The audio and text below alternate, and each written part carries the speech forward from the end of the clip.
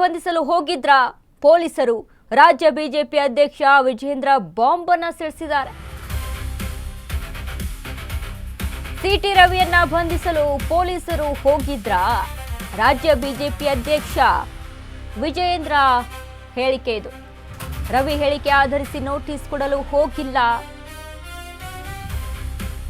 Arrest ಮಾಡಲು ಹೋಗಿದ್ದರು ಎಂದ ವಿಜಯೇಂದ್ರ. ರವಿ ಬಂಧಿಸಿ ಕಾನೂನು ಸುವ್ಯವಸ್ಥೆ ಹಾಳಾದ್ರೆ ನೀವೇ ಹೊಣೆ. ಪಾಕ್ ಜಿಂದಾಬಾದ್ ಅಂದಾಗ ಏನ್ ಕಿತ್ಕೊಂಡ್ರಿ ಅಂತ ವಿಜೇಂದ್ರ ಮಾತನಾಡಿದ್ದು.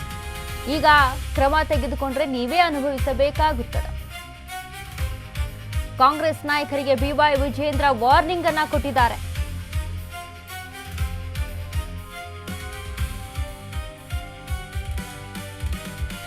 ಸಿಟಿ ರವಿ ಬಂಧಿಸಲು ಪೊಲೀಸರು ಹೋಗಿದ್ದರು.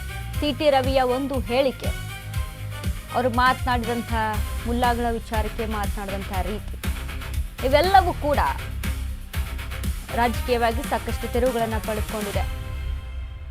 ಇದೀಗ ನಿಜವಾಗಿ ಪೊಲೀಸರು ಸಿಟಿ ರವಿಯನ್ನ ಬಂಧಿಸೋಕೆ ಹೋಗಿದ್ರಾ ಅನ್ನುವಂತ ನಿಟ್ಟಿನಲ್ಲಿ ವಿಜೇಂದ್ರ ಹೇಳಿಕೆ.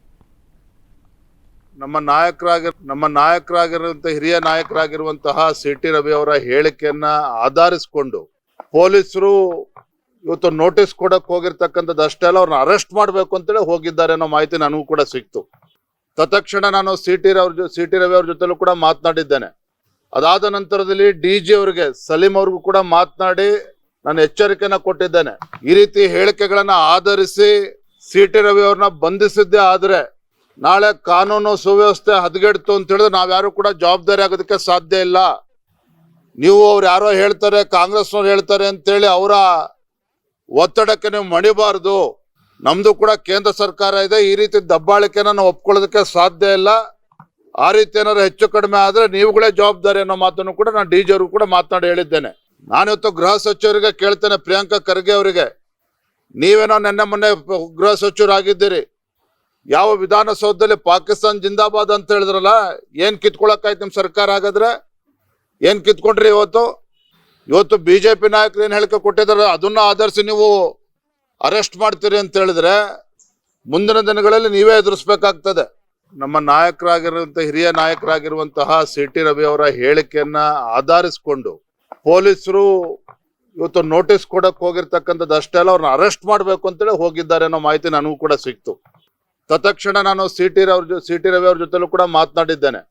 ಅದಾದ ನಂತರದಲ್ಲಿ ಡಿಜಿ ಅವರಿಗೆ, ಸಲೀಂ ಅವ್ರಿಗೂ ಕೂಡ ಮಾತನಾಡಿ ನಾನು ಎಚ್ಚರಿಕೆನ ಕೊಟ್ಟಿದ್ದೇನೆ. ಈ ರೀತಿ ಹೇಳಿಕೆಗಳನ್ನ ಆಧರಿಸಿ ಸಿಟಿ ರವಿ ಅವ್ರನ್ನ ಬಂಧಿಸಿದ್ದೇ ಆದ್ರೆ ನಾಳೆ ಕಾನೂನು ಸುವ್ಯವಸ್ಥೆ ಹದಗೆಡ್ತು ಅಂತ ಹೇಳಿದ್ರೆ ನಾವ್ಯಾರು ಕೂಡ ಜವಾಬ್ದಾರಿ ಆಗೋದಕ್ಕೆ ಸಾಧ್ಯ ಇಲ್ಲ. ನೀವು ಅವ್ರು ಯಾರೋ ಹೇಳ್ತಾರೆ, ಕಾಂಗ್ರೆಸ್ನವ್ರು ಹೇಳ್ತಾರೆ ಅಂತೇಳಿ ಅವರ ಒತ್ತಡಕ್ಕೆ ನೀವು ಮಣಿಬಾರ್ದು. ನಮ್ದು ಕೂಡ ಕೇಂದ್ರ ಸರ್ಕಾರ ಇದೆ, ಈ ರೀತಿ ದಬ್ಬಾಳಿಕೆನ ನಾವು ಒಪ್ಕೊಳ್ಳೋದಕ್ಕೆ ಸಾಧ್ಯ ಇಲ್ಲ. ಆ ರೀತಿ ಏನಾದ್ರು ಹೆಚ್ಚು ಕಡಿಮೆ ಆದ್ರೆ ನೀವುಗಳೇ ಜವಾಬ್ದಾರಿ ಅನ್ನೋ ಮಾತನ್ನು ಕೂಡ ನಾನು ಡಿಜಿ ಅವ್ರಿಗೂ ಕೂಡ ಮಾತನಾಡಿ ಹೇಳಿದ್ದೇನೆ. ನಾನಿವತ್ತು ಗೃಹ ಸಚಿವರಿಗೆ ಕೇಳ್ತೇನೆ, ಪ್ರಿಯಾಂಕಾ ಖರ್ಗೆ ಅವರಿಗೆ, ನೀವೇನೋ ನೆನ್ನೆ ಮೊನ್ನೆ ಗೃಹ ಸಚಿವರಾಗಿದ್ದೀರಿ. ಸಿಟಿ ರವಿಯ ಒಂದು ಸ್ಟೇಟ್ಮೆಂಟ್ ಮುಸ್ಲಿಮರ ವಿಚಾರಕ್ಕೆ, ಅಲ್ಪಸಂಖ್ಯಾತರ ವಿಚಾರಕ್ಕೆ ಸಂಬಂಧಪಟ್ಟಂತೆ, ಮುಲ್ಲಾಗಳ ವಿಚಾರಕ್ಕೆ ಸಂಬಂಧಪಟ್ಟಂತೆ ಮಾತನಾಡಿರುವಂತ ಒಂದು ಹೇಳಿಕೆಗಳೇನಿದಾವಲ್ಲ, ಎದೆ ಸಿಳಿದ್ರೆ ಒಂದೆರಡು ಅಕ್ಷರ ಇಲ್ಲ, ಹಾಗೆ ಹೇಗೆ ಅಂತ ನಾಲಿಗೆಯನ್ನು ಹರಿಬಿಟ್ಟು ಮಾತನಾಡುವಂತ ಸಿಟಿ ರವಿ. ಸೊ ಇದಕ್ಕೆ ಎಲ್ಲೆಡೆ ಕೂಡ ವಿರೋಧ ವ್ಯಕ್ತ ಆಗುತ್ತೆ, ರಾಜಕೀಯವಾಗಿ ತಿರುವುಗಳನ್ನ ಪಡೆದುಕೊಳ್ಳುತ್ತೆ. ಬಟ್ ವಿಜೇಂದ್ರ ಹೇಳ್ತಾ ಇರೋದೇನು, ಪಾಕಿಸ್ತಾನ ಜಿಂದಾಬಾದ್ ಅಂದಾಗ ಯಾರು ಏನ್ ಮಾಡ್ಕೊಂಡ್ರಿ, ಅದ್ರ ಬಗ್ಗೆ ತರಾತುರಿಯಲ್ಲಿ ನಿರ್ಧಾರ ತೆಗೆದುಕೊಂಡ್ರ, ಕಾನೂನಾತ್ಮಕವಾಗಿ ನೀವು ನಿರ್ಧಾರವನ್ನ ತರಾತುರಿಯಲ್ಲಿ ತೆಗೆದುಕೊಂಡ್ರ ಅನ್ನುವಂತ ನಿಟ್ಟಿನಲ್ಲಿ ಹೇಳಿಕೆಯನ್ನ ಕೊಟ್ಟಿದ್ದಾರೆ ವಿಜೇಂದ್ರ ಅವರು. ಅಂದ್ರೆ ಯಾರು ಮಾಡಿದ್ರು, ಒಂದು ವೇಳೆ ಕಾಂಗ್ರೆಸ್ಸೇ ಮಾಡ್ತಾ ಅಥವಾ ಬಿಜೆಪಿ ಮಾಡ್ತಾ, ಯಾರು ದೇಶ ವಿರೋಧಿ ಮಾತುಗಳನ್ನ ಆಡಿರ್ತಾರೆ ಅಂಥವ್ರ ಬಗ್ಗೆನೂ ಕೂಡ ಕ್ರಮ ಆಗಬೇಕು ಅನ್ನೋದು ವಿಜೇಂದ್ರ ಅವರ ನಿಲುವಾಗಿದೆ.